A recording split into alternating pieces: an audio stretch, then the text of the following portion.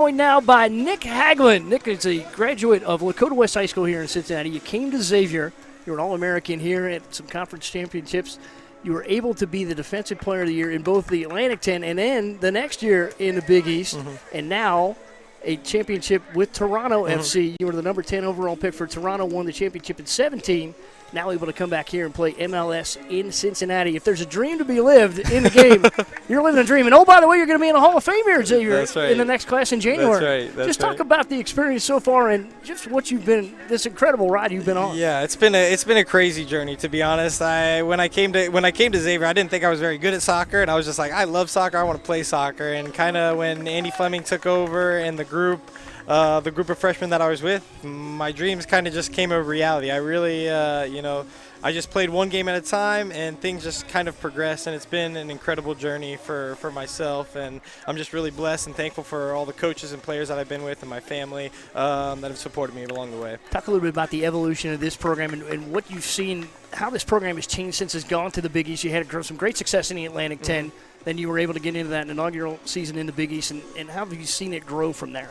Yeah, I mean, you're getting more recognition from other colleges. You know, A10 wasn't exactly the best conference, so you have some of the best teams in your conference, and you're battling against the best teams, and that kind of brings the exposure to the Xavier talent and quality that we have. And when we're able to go up against those guys and show them, you know, that we're the same, it shows, and we're able to put this program on exactly where it belongs, in the top 25. What was it like for the Musketeers to be able to carry over the A10 success into the Big East? That's a big step up in competition a lot of times, and you really don't see them sustain it really the first couple of years. It takes a little bit to get used to it, but Xavier kept stride. Yeah, I think it was really about the culture that was built here at Xavier. I mean, you got we talk about being Xavier guys, doing all the right things, being disciplined, making sure that you're it's not about you, it's about the team, and whatever the team needs for the moment, you do that. And I think that kind of, if you take that attitude every day, that you're going to just seamlessly go through every game and have the same effort, and that's why this program is where it's at right now. Coach Fleming got his 100th victory. How did that make you feel as one of his former players? Amazing. It was so cool because I was there when he had 0 wins, you know, and so to see him win 100 now is awesome, and I know he's going to win 100 more, and we're going to see continued success here. You were a defender. He's a big advocate of the back line. Why is that position, or why are those positions so important in his system? Yeah, I mean, for him, you kind of grind out wins. Sometimes the soccer isn't going the right way, but it's about grinding out wins and having a strong back line and making sure that nothing gets past you. And so we might win games 1-0, you know, 2-1. You're not giving up anything. And he was always about, if we don't give up any goals, or we give up one goal, we're giving ourselves a shot to win. And so that's what he was looking for. Talk about this program and the way it's evolved here at Xavier. You've seen some improvements here on campus, and the old O'Connor Sports Center, which was probably a little bit of your training room up there in beautiful Schmidt Fieldhouse, which is a little bit old. But they're still beautiful. They're going to make some renovations there, and I know you've been able to visit Cintas Center and see some of the renovations there. What's that like to see it from an alumni perspective? Yeah, it's great. So I haven't been back on campus for 4 years now, and the campus has changed so much. There's a new apartments. There's you got a new academic building. You've got all the restaurants and whatnot. So it's cool, and to see that this is going to get renovated for these guys specifically, that they'll have a little bit of a home for the Xavier soccer guys will be, and all the Xavier athletes will be sweet.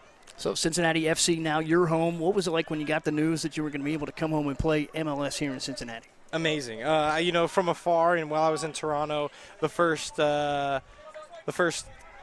couple seasons in the USL, I was watching from afar, seeing on Twitter and stuff like that. And I was like, there's soccer in Cincinnati, and it's buzzing, and I'm not a part of it, and I'm kind of like jealous about it. You know, I was like, I need to be a part of this.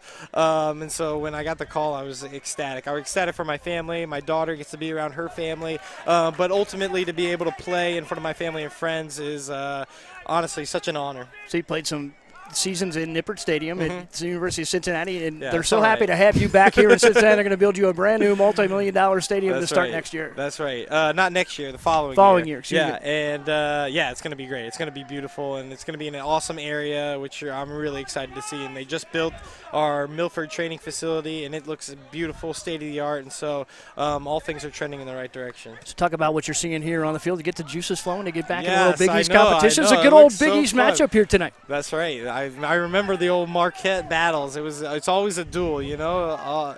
Both are usually defensively sound, so to find an opportunity here is what we're looking for. Each team has had two aha moments where they could have scored, but I think Xavier here is going to force a turnover, and we're going to find the back of the net soon. Talk a little bit about the dimensions of this pitch. It's a little bit narrow, and Louis Bennett mentioned this. It's 70 yards wide, so it's about 3 yards shorter or narrower. What does that help the defense on either side, or how does that change the game? Yeah, I think when you it makes the spaces a bit tighter. You know, trying to play balls in between the lines gets a little bit harder. You know, if your pass isn't perfect, your defender's a little bit closer to you. So it's really emphasis on making those perfect passes.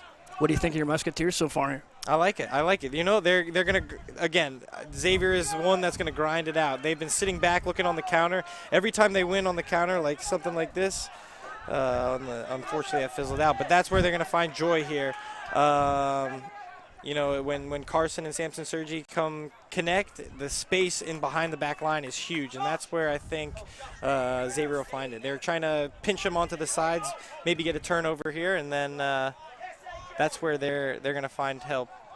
Racing forward there, and there's another Musketeer solid defensive play out of the back, and Cameron Bell's going to try to cycle it out here for Xavier as Marquette keeps it alive.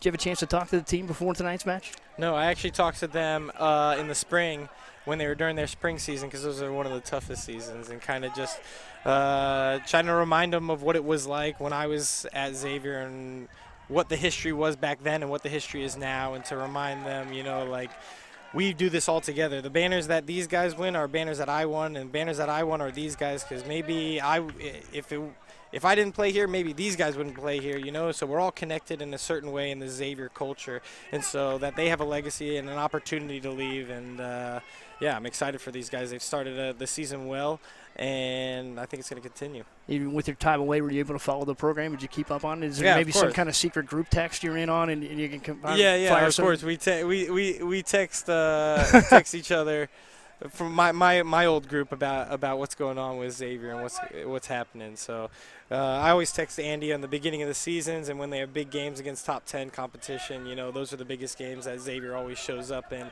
And so I always try to make sure to send him a text, just a reminder, and the UC game, of course. Absolutely. But Johnny, you're playing over there. Which Xavier is blue again? I mean, Cincinnati is blue yet again. Did you have to get used to playing in the UC Stadium that often and being there to work out? Honestly, and to train? we didn't play at Nippert. We played at Gettler there. So we're next to the parking garage. Yep. So it felt different than playing. You know, playing at Nippert was a bit different. So we'll give you the Xavier alumni pass on that please. one. All right. There's a strike here for Marquette that fired wide. Nick Hagglund, Musketeer, Mike, All-American here and about to be in the Xavier Hall of Fame. Thanks for joining us. Thank you very much. All right. Appreciate having me. That's Nick Hagglund of FC Cincinnati.